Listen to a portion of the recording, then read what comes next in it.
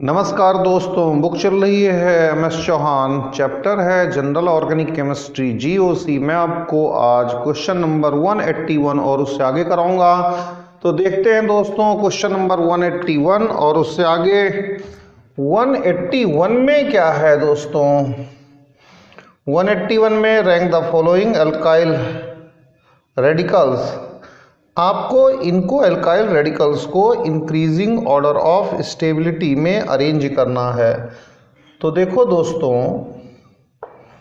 यहाँ पर ये बेंजीन रिंग है, यहाँ पर कार्बन है, यहाँ पर दोस्तों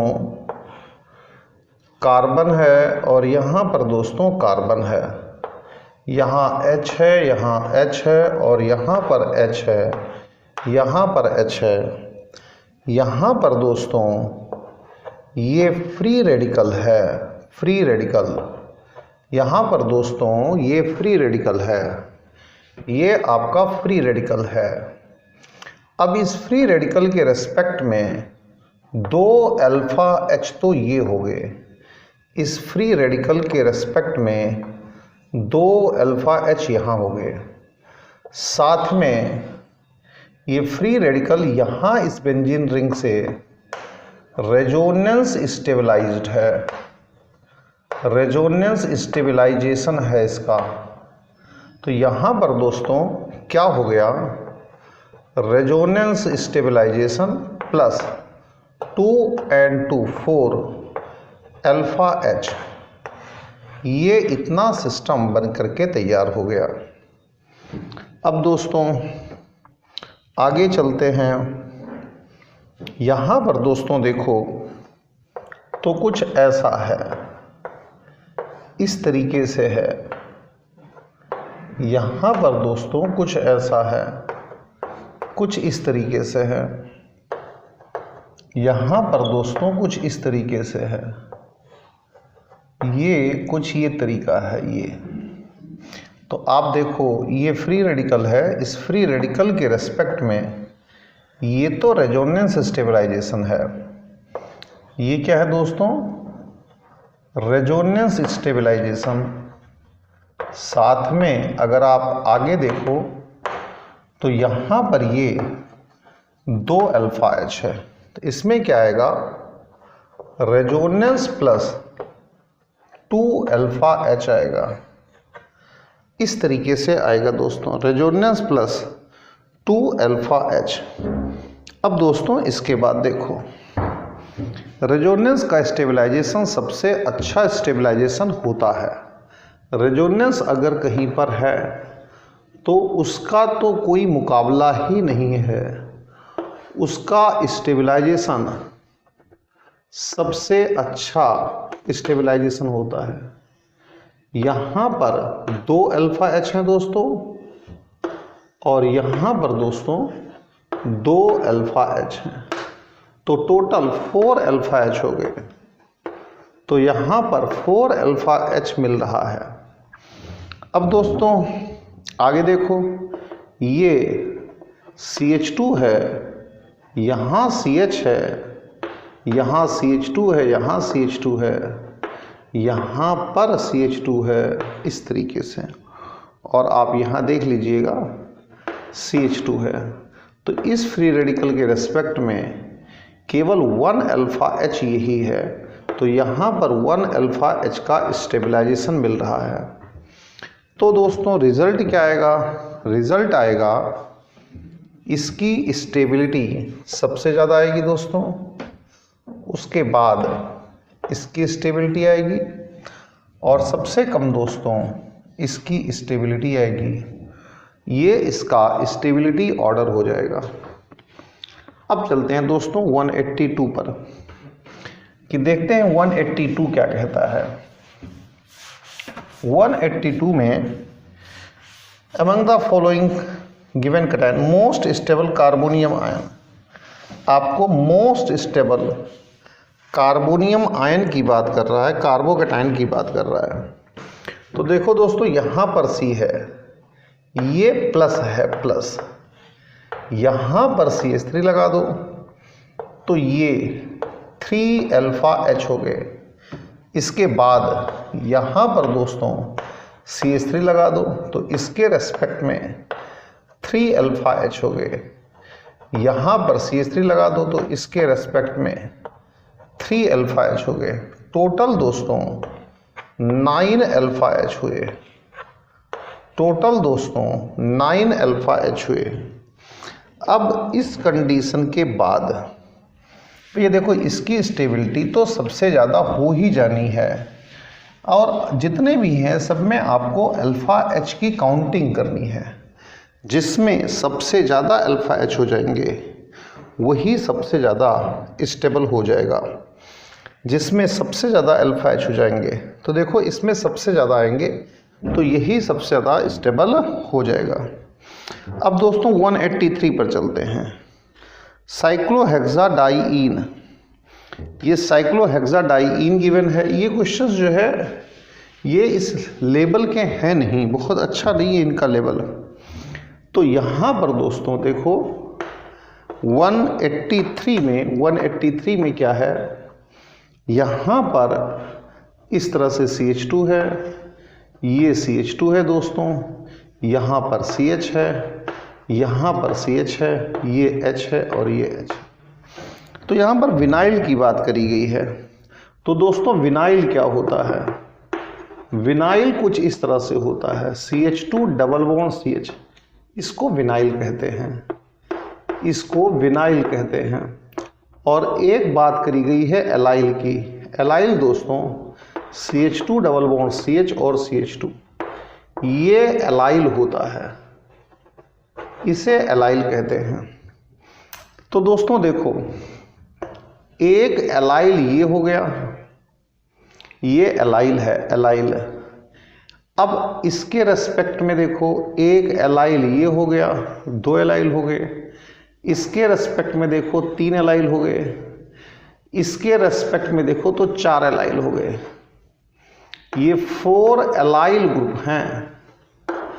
अब इसी को मैं दोबारा बना देता हूँ, CH और यहाँ पर CH2, यहाँ पर CH2, यहाँ पर CH, यहाँ पर CH और ये। तो देखो दोस्तों ये जो है वो विनाइल सिस्टम हो गया। एक विनाइल यहाँ है, एक विनाइल यहाँ है, एक विनाइल यहाँ पर है तो इसके रेस्पेक्ट में एक विनाइल यहाँ पर है, इसके रेस्पेक्ट में एक विनाइल यहाँ पर है दोस्तों, तो एक विनाइल यहाँ पर है। इस तरीके से 4 विनाइल इसमें ये हो गए। तो 4 एलाइल हैं और 4 ही विनाइल हैं। 184 पर चलो दोस्तों। 184 डाइपोल मोमेंट से रिलेटेड है।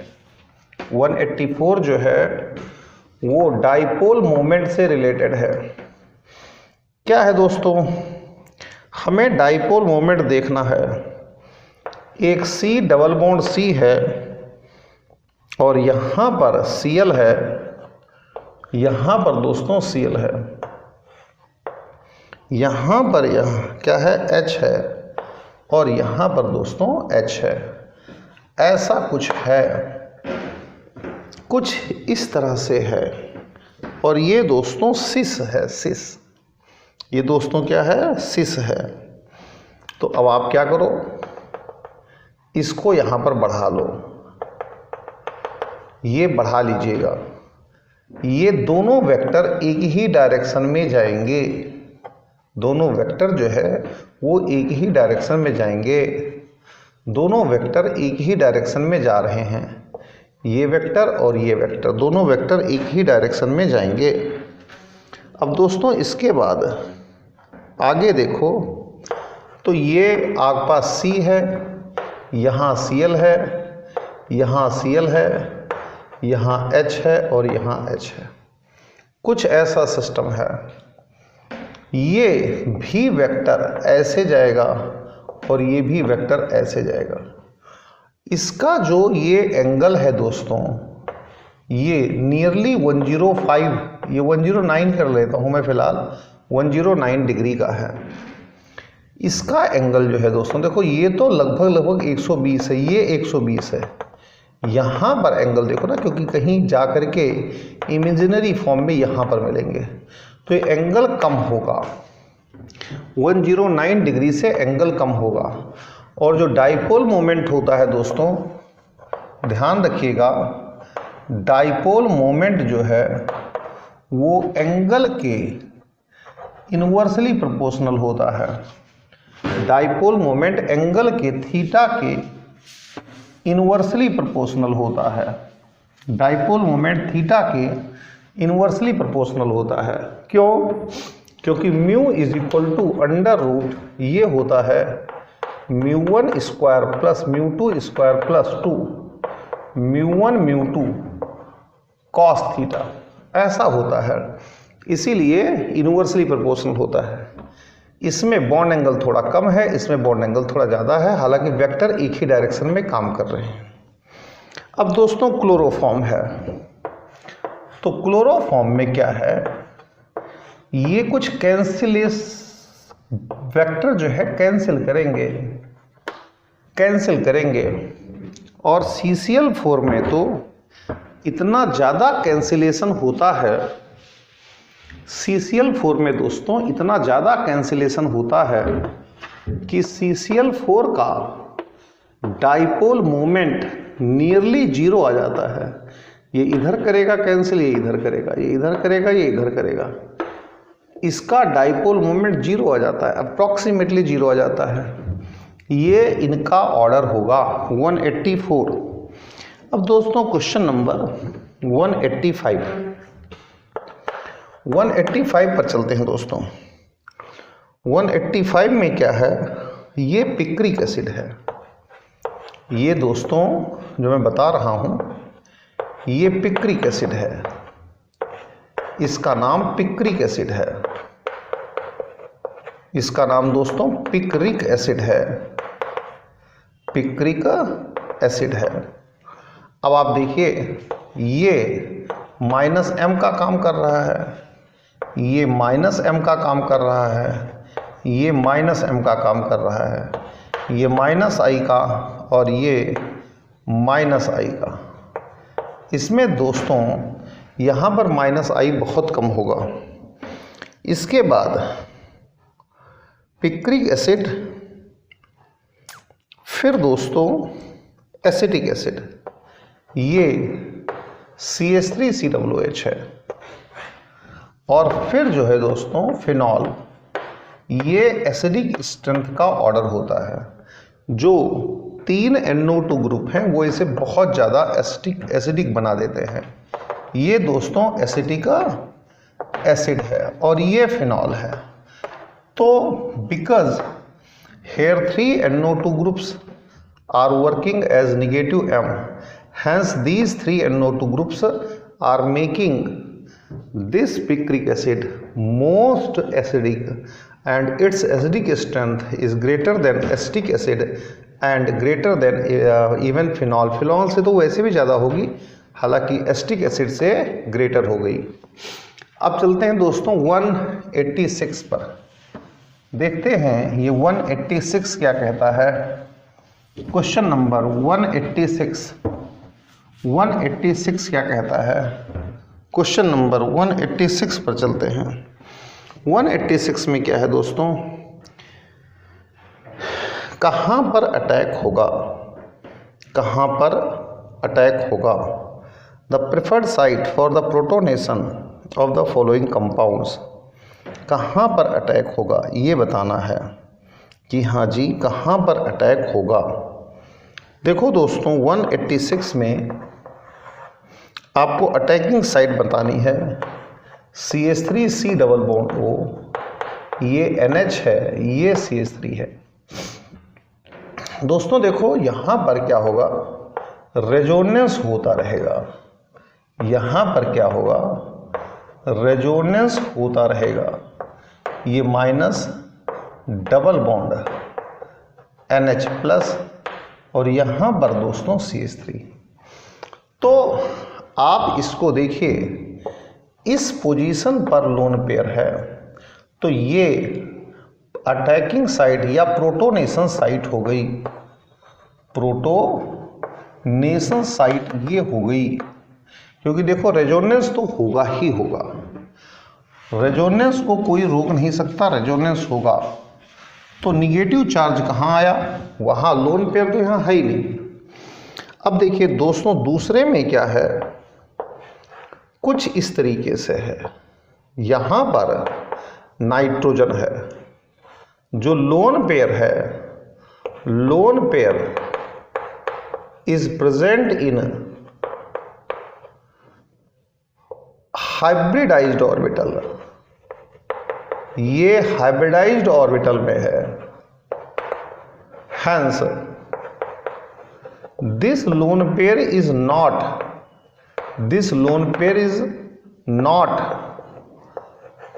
delocalized। ये दोस्तों लोकेलाइज्ड लोन पेयर है, ये लोकेलाइज्ड लोन पेयर है, ये लोकेलाइज्ड लोन पेयर है। यहाँ पर जो दोस्तों लोन पेयर है ये डीलोकेलाइज्ड होगा, डीलोकेलाइज्ड लोन पेयर। इसका मतलब है ये आपके पास प्रोटोनेशन साइट है, प्रोटोनेशन साइट ये है, ये प्रोटोनेशन साइट है दोस्तों। 186 के बाद हम चलते हैं 187 पर चलते हैं दोस्तों। 187 में क्या निकालना है, बॉइलिंग पॉइंट देखना है।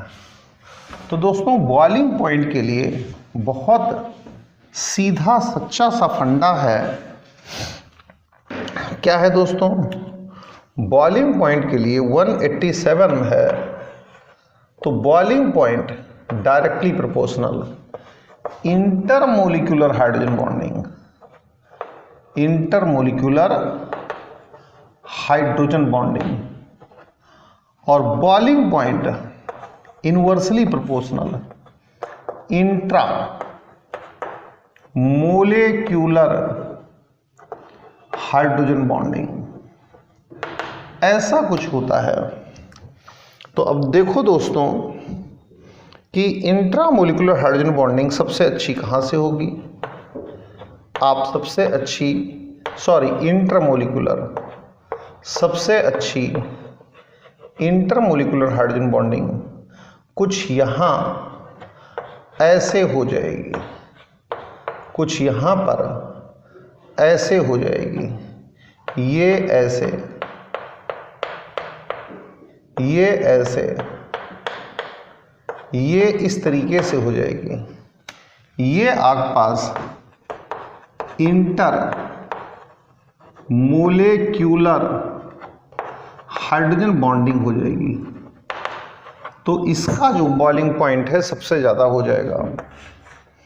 अब दोबारा देखिए दोस्तों, ये फिनॉल है, फिनॉल में दूसरा मोलिक्यूल फिनॉल का ले लो ऐसे, तो यहाँ पर भी इंटरमोलिकुलर हाइड्रोजन बॉन्डिंग होगी, यहाँ पर भी इंटरमोलिक्यूलर हाइड्रोजन बॉन्डिंग हो गई, यहाँ पर भी इंटरमोलिकुलर हाइड्रोजन बॉन्डिंग हो गई। अब इसके बाद चलते हैं दोस्तों, ये इस पर चलते हैं, यहाँ पर H है और यहाँ पर दोस्तों, यहाँ पर जो हुई है वो इंट्रामोलिकुलर हाइड्रोजन बॉन्डिंग हुई है। तो इंट्रामोलिकुलर हाइड्रोजन बॉन्डिंग की वजह से जो मोलिक्यूल होता है वो सिकुड़ जाता है, वो मोलिक्यूल क्या हो जाता है, सिकुड़ जाता है। ये ऑर्डर हो गया बॉइलिंग पॉइंट का। 188 पर चलते हैं दोस्तों।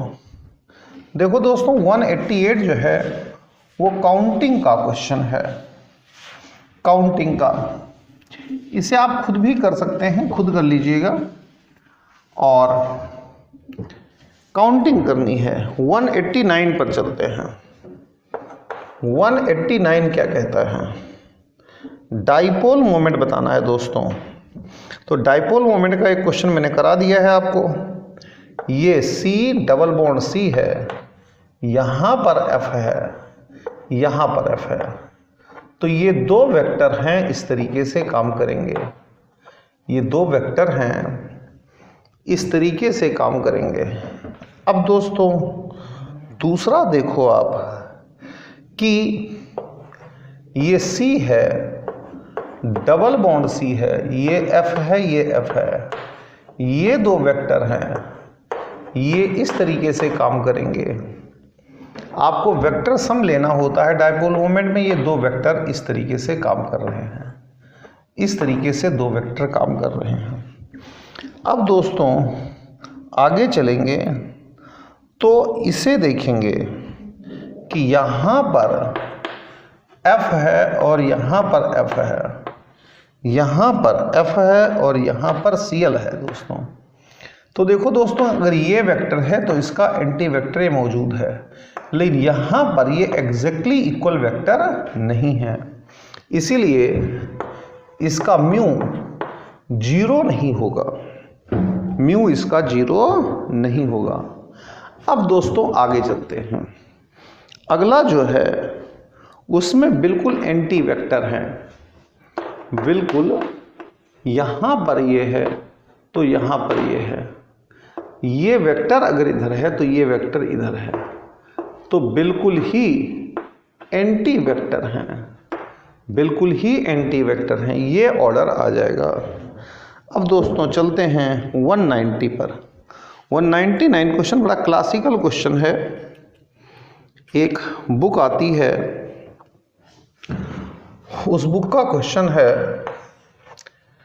तो दोस्तों देखो, ये कर्व्ड एरो के बारे में है, इसको जरा सही ढंग से ध्यान से समझिएगा, आप ध्यान से समझिए। यहाँ CH2 है दोस्तों, और यहाँ पर C है, यहाँ O है, यहाँ H है।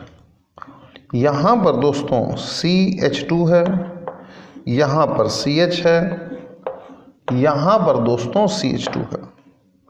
अब दोस्तों देखो, ये यहाँ से बीच से एरो स्टार्ट है, बीच से, बिल्कुल आप देखो तो बीच से एरो स्टार्ट है, बिल्कुल बीच से है, बीच से स्टार्ट हो रही है, बिल्कुल बीच से। तो बीच से इसका मतलब ये बॉन्ड टूटेगा। जब एरो बीच से शुरू होती है तो इसका मतलब होता है दोस्तों बॉन्ड टूटेगा। जब एरो बीच से स्टार्ट होती है तो उसका मतलब होता है बॉन्ड टूटेगा। जब एरो बीच से स्टार्ट होती है दोस्तों तो उसका मतलब होता है बॉन्ड टूटेगा, ये बॉन्ड टूटेगा ऐसे। अब दोस्तों जो दूसरी एरो है वो इस तरीके से जा रही, तो ये जो है ये बॉन्ड टूट करके यहाँ जाएगा। कौन सा बॉन्ड? पाई बॉन्ड टूटेगा, यहाँ पर पाई बॉन्ड टूटेगा, यहाँ पर दोस्तों पाई बॉन्ड टूटेगा, पाई बॉन्ड क्लीवेज होगा। पाई बॉन्ड से एरो उठ रही है, यहाँ सिग्मा बॉन्ड क्लीवेज होगा, सिग्मा बॉन्ड से एरो उठ रही है, इसे समझिएगा। यहाँ सिग्मा बॉन्ड क्लीवेज होगा, सिग्मा बॉन्ड टूटेगा। और क्या है दोस्तों, यहाँ पर एक और कुछ है, इसको यहाँ शो कर रखा है, तो इसमें पाई बॉन्ड क्लीवेज होगा, पाई बॉन्ड टूटेगा। तो दोस्तों ये इस तरीके से चलेगा, ध्यान दीजिए, मैं आपको बताता हूँ। C है और H है, यहाँ पर दोस्तों O है, O है, एक इलेक्ट्रॉन इसका और एक इलेक्ट्रॉन इसका, यहाँ पर डबल बॉन्ड बन गया इस तरीके से। यहाँ पर दोस्तों CH2 है, एक इलेक्ट्रॉन ये इसका बचा हुआ है, यहाँ पर दोस्तों CH2 है, एक इलेक्ट्रॉन इसका बचा हुआ है। देखिएगा, यहाँ पर दोस्तों CH है और यहाँ पर दोस्तों CH2 है। एक इलेक्ट्रॉन इसका, तो यहाँ तो बॉन्ड ये बन जाएगा दोस्तों, और यहाँ पर ये बॉन्ड बन जाएगा ऐसे। ये बड़ा क्लासिकल क्वेश्चन है, ज़रा समझने की कोशिश में लग जाइएगा। इसे हम और क्या लिख सकते हैं, इसे ये CHO हो जाएगा, और बॉन्ड लाइन स्ट्रक्चर में लिखेंगे तो C ये इस तरीके से, यहाँ डबल बॉन्ड O, यहाँ पर H लिख देंगे, यहाँ पर ऐसे, और फिर ये ऐसे, फिर ये ऐसे, ये डबल बॉन्ड बन जाएगा। तो इस तरीके से दोस्तों ये बड़ा ही क्लासिकल सा क्वेश्चन है, और एक बुक से डायरेक्ट उठाया हुआ क्वेश्चन है ये। अब देखिए आगे 191 पर चलते हैं। नहीं समझ में आया हो तो बताइए, मैं दोबारा बता दूंगा। हालांकि ऐसा कुछ है नहीं, अभी मैं इसको रब नहीं करता हूं। अब चलते हैं दोस्तों क्वेश्चन नंबर 191 पर। देखते हैं क्वेश्चन नंबर 191 क्या कहता है। कार्बोकैटायन सबसे आसानी से कौन बनाएगा। यहाँ पर दोस्तों C डबल बॉन्ड है, और कुछ ऐसा सिस्टम बन करके सामने आ रहा है, ऐसे, इस तरीके से सिस्टम बन करके सामने आ रहा है, ऐसे। यहाँ पर दोस्तों ये O और H है। अब जरा समझने की कोशिश करिए कि आखिर मामला होना क्या है। ये लोन पेयर है, तो लोन पेयर रेजोनेंस करेगा, लोन पेयर रेजोनेंस करेगा। भाई इसमें तो कोई भी घपला है नहीं कि लोन पेयर रेजोनेंस करेगा या नहीं करेगा, भैया पक्का करेगा। इसमें तो कोई दिक्कत होती ही नहीं है, 100% करेगा, लोन पेयर रेजोनेंस करेगा।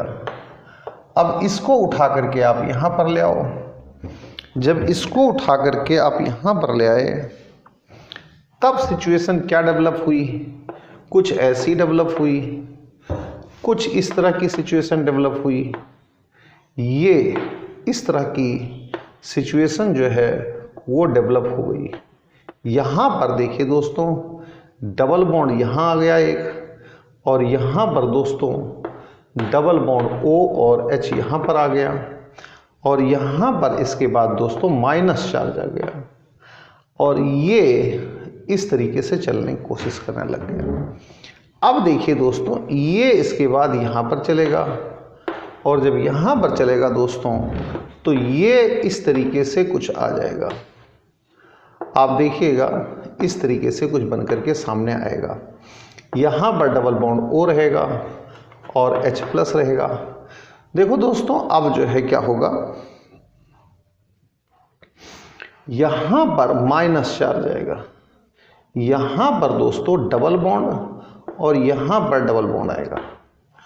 जरा समझने की कोशिश करिएगा, जरा समझने की कोशिश करिएगा। अब क्या होगा यहाँ पर, अब आगे क्या होगा, क्या ये रेजोनेंस करके यहाँ नहीं जाएगा? श्योर जाएगा। क्यों नहीं जाएगा? क्या रीज़न है ना जाने का? पक्का जाएगा। ऐसा कोई रीज़न नहीं है कि जो ना जाए, श्योर पक्का जाएगा। तो दोस्तों ये सीन बन करके तैयार होगा। अब अगर ये सीन बन के तैयार होगा, ये सीन बन करके तैयार होगा, तो ऐसी सिचुएशन में फिर ये H यहाँ क्यों ना चला जाए? तो कुल मिलाकर के बात ये है कि अगर ये सीन बन करके तैयार हो रहा है, ये सीन बन करके तैयार हो रहा है, तो सबसे आसानी से जो कार्बोकैटायन का फॉर्मेशन है वो इसे करना चाहिए। सबसे आसानी से कार्बोकैटायन का फॉर्मेशन इसे करना चाहिए, क्योंकि एक बार अगर कार्बोकैटायन बन जाए तो फिर ये 100%, जिसमें कहीं कोई दिक्कत ही नहीं है, एरोमेटिक हो जाए। और एरोमेटिक क्यों ना हो भाई, एरोमेटिक तो सभी कोई होना चाहता ही है, उसमें तो कोई दो राय नहीं है। इसलिए सबसे आसानी से कार्बोकैटायन का फॉर्मेशन यहाँ पर होगा। अब चलते हैं दोस्तों क्वेश्चन नंबर 192 पर। देखते हैं कि क्वेश्चन नंबर 192 क्या कहता है। 192, क्वेश्चन नंबर 192, ये देखते हैं कि क्वेश्चन नंबर 192 क्या कहता है। यहाँ पर साइक्लो, ये एक मॉलिक्यूल गिवन है, ये है साइक्लोहेक्सा 1,4 डाईईन है। अगर देखो इसमें रेजोनेंस स्टेबलाइजेशन नहीं है, अगर हम इसका हाइड्रोजिनेशन कराते हैं तो हमें x किलो कैलोरी पर मोल हीट निकलती है, x किलो कैलोरी पर मोल हीट मिलती है। यहाँ पर रेजोनेंस है नहीं, तो दूसरा जो मॉलिक्यूल है वो कुछ इस तरह से है। इसका रेजोनेंस अगर हम कराएं, साइक्लोहेक्सा 1,4 है, ये 1,3 डाईईन, अगर हम इसका भी रेजोनेंस, इसका हाइड्रोजनेशन कराएं तो प्रोडक्ट तो सेम आता है, लेकिन यहाँ पर y किलो कैलोरी पर मोल एनर्जी निकलती है। तो डिफरेंट क्यों निकली? निकलनी इतनी ही चाहिए थी, क्योंकि 2 बॉन्ड यहाँ पर है, डबल बॉन्ड 2 यहाँ पर है, तो निकलनी इतनी ही चाहिए थी। इसका मतलब जो थ्योरेटिकल वैल्यू है, theoretical value of heat of hydrogenation वो x है, लेकिन जो एक्सपेरिमेंटल या ऑब्जर्व वैल्यू है वो y है।